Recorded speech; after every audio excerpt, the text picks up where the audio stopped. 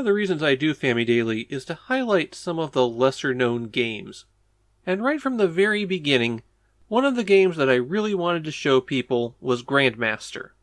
Grandmaster is an action RPG that's been crossbred with Mega Man. The plot of the game is that Princess Celine has been kidnapped by a demon lord, and as the hero, Roddy, you need to take back the kingdom. When the game starts, you have your choice of 5 stages. You can do them in any order, but equipment that you find in one may be useful in another. Also, to get the good ending for the game, there is a particular order required, and if you do it out of order, it changes all of the cutscenes. Grandmaster has a lot of cutscenes.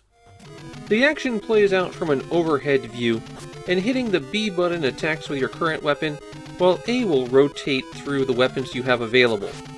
Initially, you just have a sword, but you can also get an axe, morning star, and wand. Your 4 weapons, plus your armor, can all be leveled up by collecting another piece of it.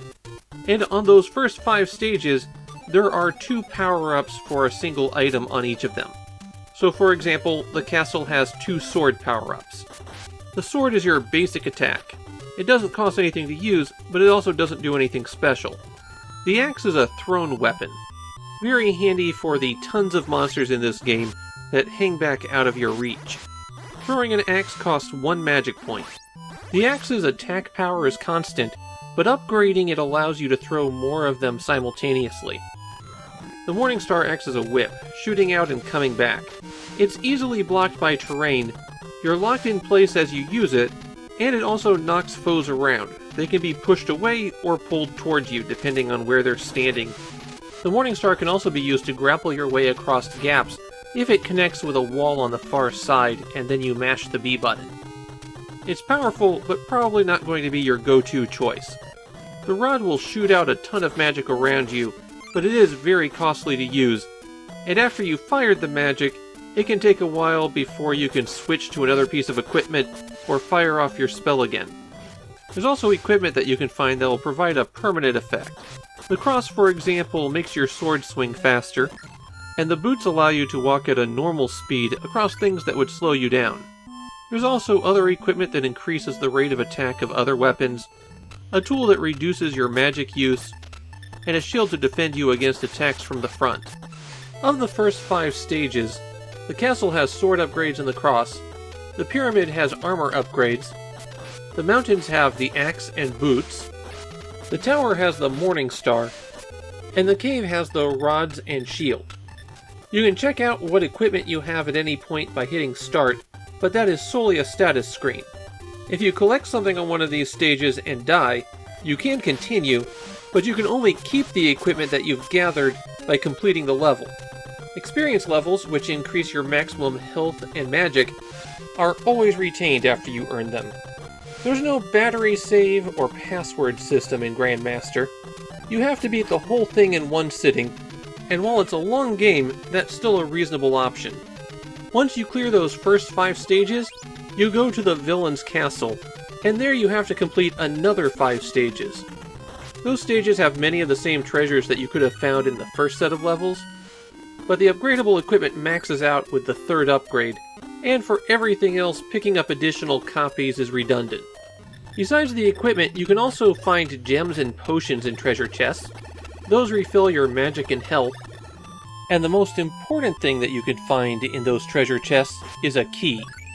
The key unlocks the door to the boss room, and naturally that's your goal for ending the stage. The bosses are one of the weaker aspects of this game.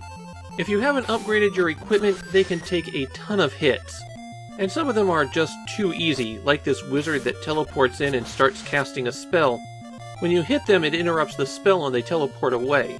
So it's easy to beat them without getting hit, but they start with 60 hit points, which you can see on the lower right as you fight, and the basic level sword does 2 damage. Other bosses have tougher patterns, but the health bars really don't get shorter. The dungeons themselves tend to be trap-filled affairs. You'll see lots of spiked walls that you'll have to figure out the timing to get through. The key is they only do damage when they shoot out. If you fall into a pit, you'll take heavy damage and be teleported back to where you entered the room. There's also lots of secret passages that'll get you around traps, or let you access hidden treasures. Monsters are randomly placed in every room that you enter, and they fully respawn every time you scroll the screen. Early on, you'll probably be wanting to kill most of them to earn up the experience pretty quickly, but by the time you've leveled up 5 or 6 times, you'll want to just run past a lot of them. Grandmaster is not a game that carries a lot of weight in Japan. There do seem to be some fans. The few people I found talking about it all praised its high quality, but these fans seem to be few and far between. Copies of Grandmaster seem to be relatively rare as well. These days you'll pay in the neighborhood of 6,000 yen for a cartridge. Obviously, my take is that I like Grandmaster quite a bit. I actually find it kind of amazing that there's a game with so many echoes of A Link to the Past, but it was released 6 months before Nintendo's game. My biggest problem with it is the lack of passwords. It's been a while since I've played, and so it took me a little bit of time to get back up to speed, and I didn't remember anything of the maps. So I was basically spending a lot of time just poking around. If I played for another hour or so, I probably could have beaten it, but I had to move on. Still, this is a very impressive game on the Famicom, and one that seems to be overlooked everywhere.